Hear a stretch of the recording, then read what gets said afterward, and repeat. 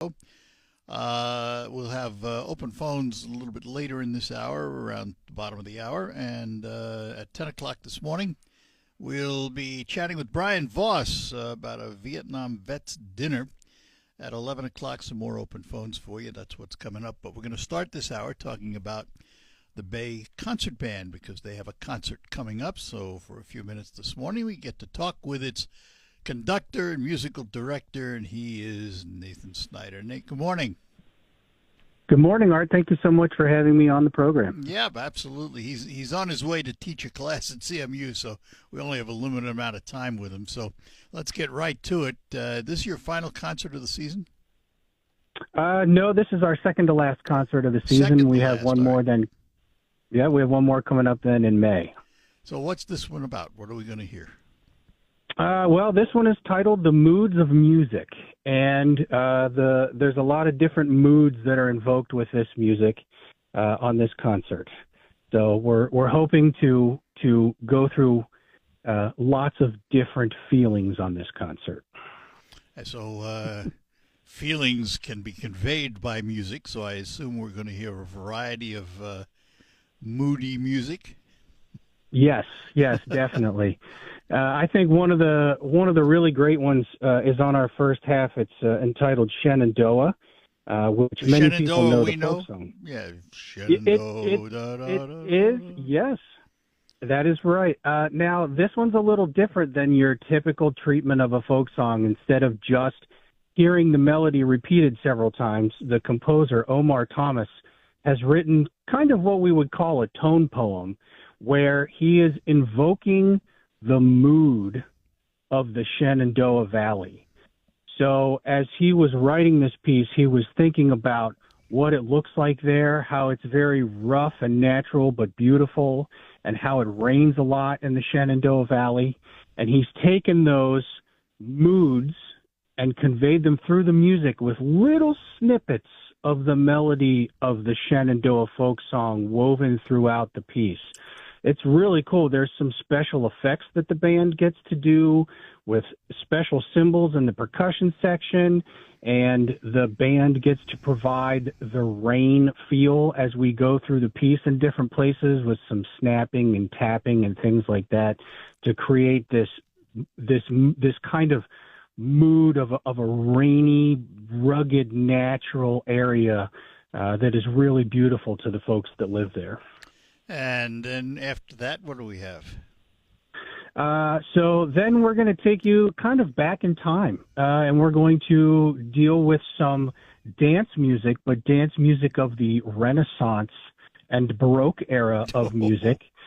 Yes, we have some courtly airs and dances written by Ron Nelson, and there are 6 of those, and these short little movements are all styles of dances that were very popular in Europe in the 1400s, 1500s. We have different dances from Germany and the Saltarello from Italy, and we have the Pavane, and it's a really fun piece where you get these. You get to feel the mood of the music that the people would have danced to. There's got to be a waltz in there someplace, doesn't there? Well, the waltz is a little bit more recent than the dances that are contained in this suite. Yeah, right. So waltzes are a newer invention of the dance than what we're going to be playing on that piece. It's all relative. That's right, exactly. And then in the second half of our program, we're going to have a march, of course, because we always have a march pretty much on every concert. We're going to do a Sousa march on this one, the Fairest of the Fair, which was written about a fair. So you get the chance to feel sort of what it was like to walk through the fair as you were looking at all the different exhibits and maybe seeing some animals and things like that. And then we're going to finish with 3 pieces that give us some different feelings from different time periods. We have Marching Down Broadway with some very popular Broadway tunes that would have occurred in the early part of the 1900s. And then we have the music of Ray Charles, Oh, wow. Yeah, absolutely.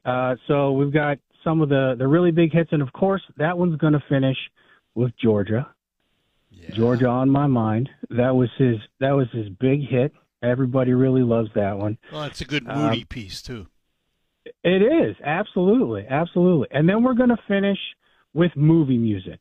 And of course, anytime you hear movie music, it instantly brings you back to memories of when you saw those movies, the way you felt about them.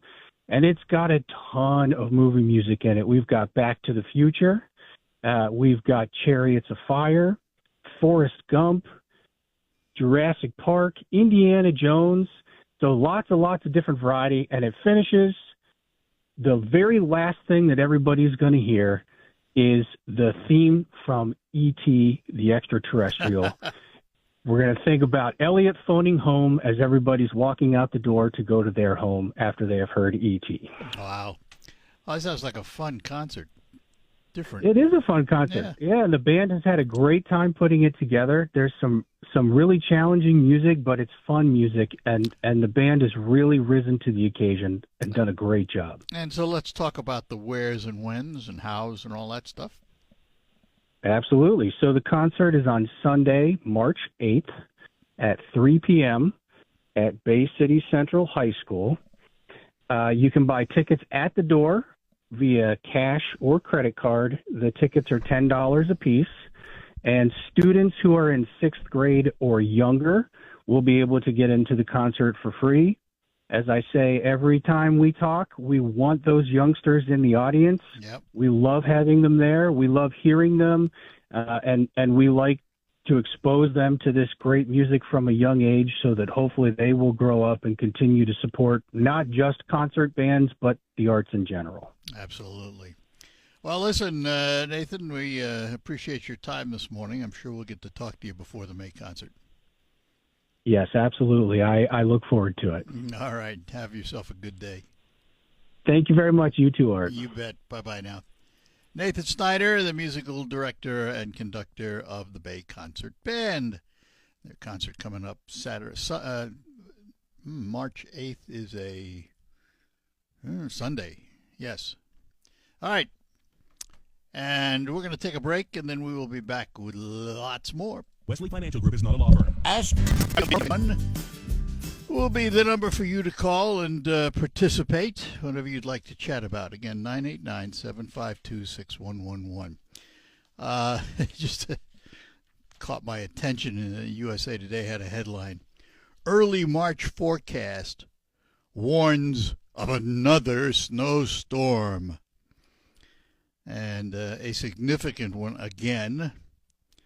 They say the fresh Arctic air will set the stage for a storm early next week. Could bring disruptive snow and ice to parts of the Midwest and Northeast. That according to AccuWeather.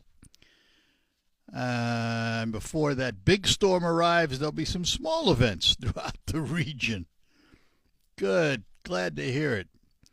I know that we are expecting some degree of snow in this area, and they say this won't be a blockbuster storm, but it will be a plowable storm with ice. It's expected across the mid-Mississippi Valley, Ohio Valley, mid-Atlantic. So it's a storm. It's just not as bad as the other ones that we've had. Well, like I say, don't be fooled by today's going to be, 50 degrees? Nah, don't be fooled by that, folks. That's for sure. Whoops. We'll say good morning to Carl. Good morning, Carl. Good morning, Art. Well, I'll enjoy today, and we'll worry about that storm when it comes. Okay, good idea. Art, you mentioned a couple days ago you're tired about hearing about the Epstein story, and why don't they just investigate it, but don't talk about it all the time in the news. Yeah, wait till they're done investigating. Tell us the end results. Okay, well, the Republicans, are doing these depositions of Hillary yesterday and Bill Clinton I today, understand. which just brings it right back into the news again. Listen, Both sides are keeping it in the news. The Democrats want to align Trump with it as much as they can, and the Republicans are looking for theirs. And neither of them are beneficial. I say shut it all up, do the investigation the right way, and let us know the results. Well, that would be, they've had like 15 years to do this. Oh, I know. Both administrations. Yeah, exactly. I'm glad you said that. It's not like they're starting the investigation today. I mean, they've been going at this forever. Yeah, I know, but all the files were released and all of that stuff, and many of the files. Listen, you're absolutely right, though. Both administrations. And, it's been said quite often that if, for example, the Democrats are going after Trump, right? But it's been said that if Biden administration actually had the goods on Trump with Epstein, they would have blasted it. We would have known about it. And both sides are being like kids with this. Now, don't get me wrong. The accusations against Epstein are serious and should be investigated and should come to some kind of conclusion. But just to release these umpteen thousands of pages of files, redact names, hide this, talk that, where are we going with it? Well, it came to that because of the way this issue was handled. And there was a law passed by Congress. Trump signed it. And no, it wasn't done the right way, but that's on the people that were in charge of this, the way they handled it. Well, many people in charge over the years. Okay. But Art, as a PR exercise, public relations, they have handled this terribly. Both sides. A first-year public relations student would tell you, release the material, get it over with, take a hit, and then move on. But they're not doing that. Yeah, as long as we agree both sides are at fault. Yes. Both sides are using it for their purposes. And you've been talking about the girls that were, molested and trafficked. And some of your callers, asking questions like, well, where are the parents? Or why aren't those girls in school? Predators, they look for girls from broken homes, foster homes. They look for girls at bus stops who are panhandling, and these predators, they know what to look for. Unfortunately, you are correct. That's so true. Yes. And it's also sad to say that there are predators that go into certain professions, like, teaching or scout leaders or clergy, because it puts them around a bunch of children. There are those that do, but fortunately that's very much in a minority. Well, there was just a story in Midland about a church in Midland. Yeah, a story where they had some people arrested. Does that mean that every church in the country does the same thing? Of course not. It's an isolated incident. No.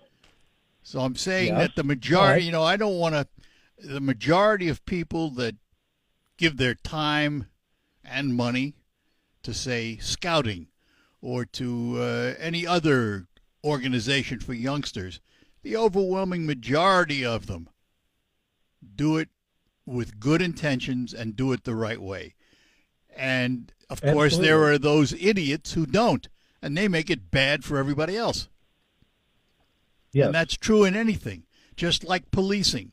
There are a few bad apples that we hear all the news about, but we don't hear the news every day about the thousands of officers that put on the uniform and go out and protect us, because it's not news. It's routine. So, that's the way I look at these things. Yeah, but the one thing about police and the bad apples in the police is that the good cops tend not to rat out the bad cops. That's changed. Even though that's changed a lot. Well, that's changed. Trust me, that's changed. I know it for a fact. Okay. So, all right. All right. Well, good enough, Carl. Right, thanks, Art. Take care. Bye-bye now. At 989-752-6111. Number to call to be on the program with us and chat with us. It's the reason we hear the negatives is because it's what sells. You know,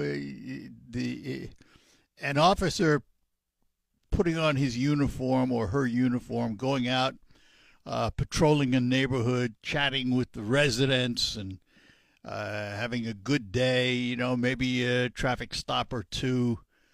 Maybe they arrest a bad guy. It goes on every day, but it's not news. You don't hear about it. But if that same officer turns rogue and misuses his or her badge, and in the process injured or, God forbid, takes a life, you're going to hear about it because that's news.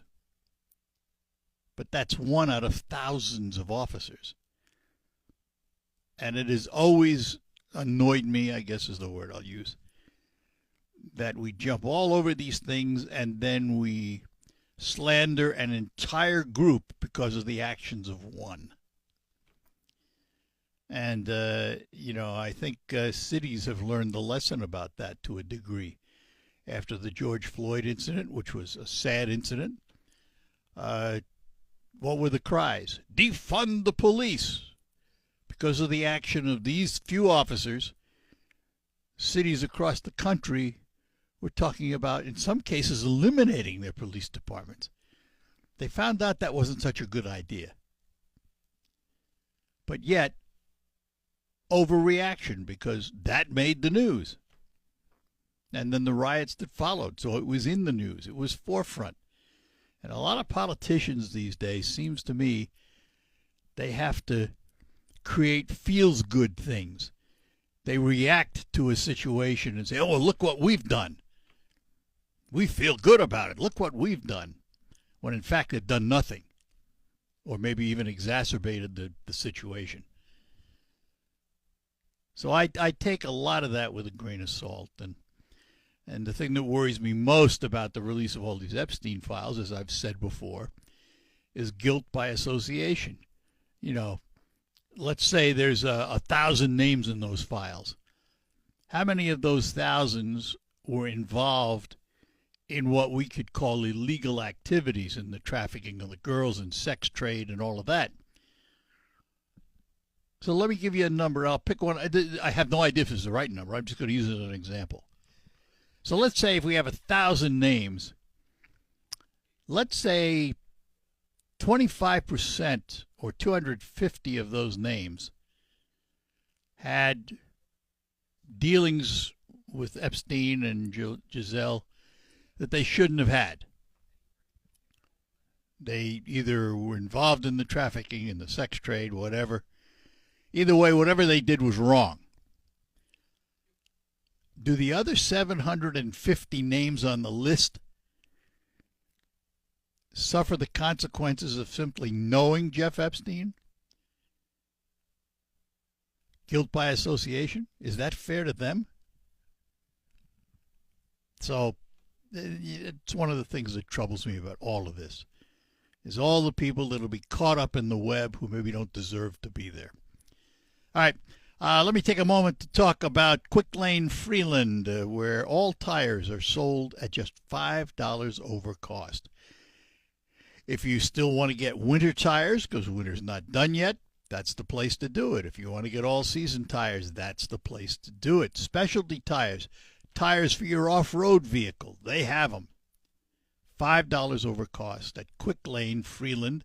And, you know, there is a difference between winter tires and all-season tires, and we've asked John from Quick Lane Freeland to tell us what that difference is. Hello, Art. Yes, winter tires are made with a pliable rubber compound that includes silica to stay flexible and maintain grip in freezing temperatures. Unlike harder all-season tires, which stiffen and lose traction in the cold, this flexible compound allows the tire to better conform to the road surface, providing superior grip and traction on snow and ice to keep you safe. And really, that's what it's all about, keeping you safe. And the way you stay safe in your automobile is to have your automobile properly maintained. And you can do that at Quick Lane Freeland. Everything from oil changes on up. And as I said, they sell all their tires at just $5 over cost. Stop in to Quick Lane Freeland on the McDonald Ford property. It's part of the McDonald Ford complex. Take a look at the new Ford products in their pre-owned lot while you're there. And remember those two names, McDonald Ford and Quick Lane Freeland, both standing ready to help you with all your automotive needs in 2026. For 60 years, West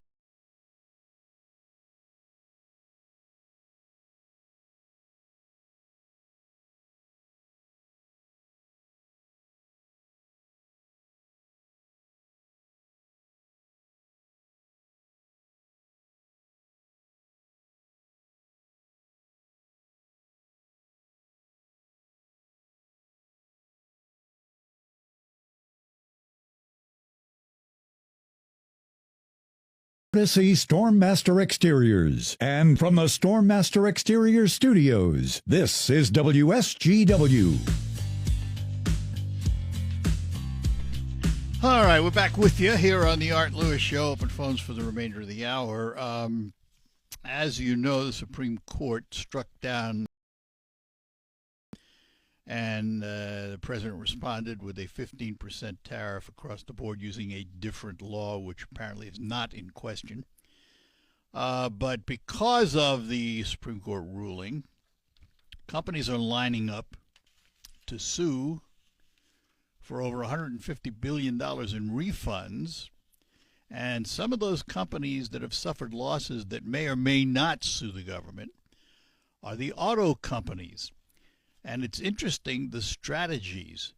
The company that lost the least, but still lost a bunch, was Ford. And I'll explain why in a minute. But their estimated loss because of tariffs was $1 billion.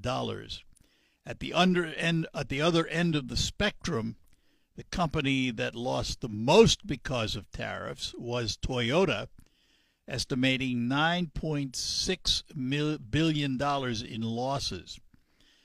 Now, some of the companies kind of visualized what was going to happen and made adjustments, reducing their losses. Ford, as I mentioned, $1 billion, and I'll explain that in a minute. Mercedes-Benz lost $1.2 billion estimated. Volkswagen estimated $1.5 billion. Stellantis estimated $1.7 billion. General Motors estimated $3.1 billion. And that has to do with the fact that General Motors has made some decisions on manufacturing overseas that they're now thinking of reversing. For example, Buick. Only one model of Buick was made in the United States. That's the big one, the Enclave. The rest were made in Korea, China, where have you. And it cost them. Now, I mentioned Ford because it's interesting how they avoided a much bigger loss than they could, because a lot of their cars are made in Mexico and Canada, both considered to be importing under the tariffs deal. So the company, while it anticipated a loss of $2 billion, reduced it in half. And the way they did it, they actually cut prices. They introduced a campaign called From America for America, and it offered employee pricing for buyers, which lowered the price at a time when consumers expected prices to skyrocket. And it boosted Ford's second quarter sales by 14%, thanks to the pro-America marketing campaign fighting back against the tariffs. So, and they weren't the only one to have a marketing strategy to try and combat their tariff losses, but they did the best job and lost the least because of it. How it all washes out down the road, what it's going to look like a year from now, who knows? Who knows? So, anyway, what else going on here? Oh, boy, there's a battle royal in the media business. And I use the word media because it's more than just news, although that takes center stage in this deal. Larry Ellison, he is a multi-billionaire, one of the richest men in the world. He founded Oracle, and he may end up being one of the most powerful media and entertainment moguls in America, because he is gone into Hollywood and is trying to buy, and has apparently done it along with his son, a material stake in social media platforms, a movie studio, content service, and included in all of this is CBS and CNN. So it's going to be interesting to see. He has a company that he's acquired called Paramount Skydance. And there are some other partners in it. But they signed a $7.7 billion deal for CBS and Paramount to broadcast and to stream the Ultimate Fighting Championships, for example. And they've made no secret of their intention, and this will be interesting to watch. They've made no secret of their intention to move CBS News to the right. Now, what's funny about that is the left is screaming about that. But yet the left doesn't acknowledge what side of the aisle CNN is on, which is also part of the deal. Now,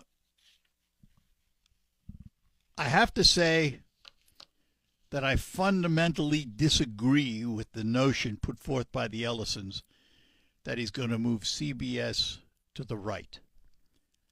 I don't want CBS on the right, nor do I want CNN on the left. What I want is neutral journalism, which we seem to have lost the art of. Tell me the news. Don't editorialize in the news. Cover all of the news fairly and neutrally. Then I'm a happy camper. That's the way I was taught journalism. Who, what, when, where, why, how. Give me the basics. Leave your opinion out of it.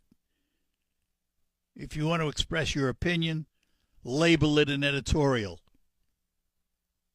But we are so far away from that. And it's going to be interesting to see what happens. All right, we're going to take a quick break, come back. We got Mark and Dave waiting for us when we return. We're proud to make... First of all,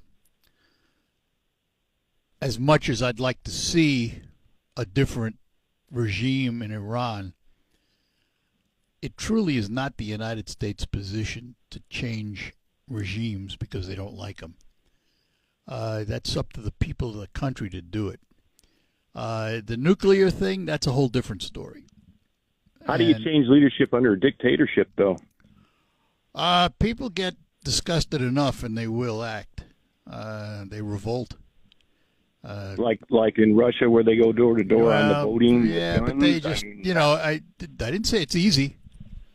Yeah. But, if you get enough dissension, it can happen. And then you see who comes to the aid of who, and how they do it. I do not think we should unilaterally march into a country, and change regimes. That's not us. But if they did and proxy wars stopped and lives are saved, is it not worth it? Who said they're going to stop? Well, who's going to fund it? Well, they're having trouble with that now. But there are other players in the world. Let's not forget. Iran may be right now what we view as the number one funder of terrorism with its proxies all over the world. But there are other players out there. And so what if the Russia-Ukraine war, what if Russia dropped its currency and took on U.S. currency, and we concede and give them Ukraine? That opens up Well, it's not up to us to give them Ukraine. That's a misnomer.